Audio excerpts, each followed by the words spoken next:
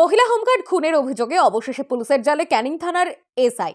গত 27শে ডিসেম্বর ক্যানিং থানার পেছনে পুলিশ আবাসন থেকে থানার মহিলা হোমগার্ড গুলজান পারভিন মোল্লার ঝুলন্ত দেহ উদ্ধার হয়েছিল। মৃতার পরিবারের লোকজন ক্যানিং থানার সাব ইন্সপেক্টর সায়ন ভট্টাচার্যের বিরুদ্ধে লিখিতভাবে খুনের অভিযোগ দায়ের করেছিলেন। অভিযোগের ভিত্তিতে তদন্তের স্বার্থে বারুইপুর পুলিশ জেলার পুলিশ 6 সদস্যের একটি সিট গঠন করে। সিটের প্রধান বারুইপুর পুলিশ জেলার অতিরিক্ত পুলিশ সুপার রূপান্তর সেনগুপ্ত। পুলিশ তদন্ত শুরু করে অভিযুক্তের খোঁজে তল্লাশি অভিযান শুরু করলেও অভিযুক্তের খোঁজ পাওয়া যাচ্ছিল না, ফোন বন্ধ ছিল।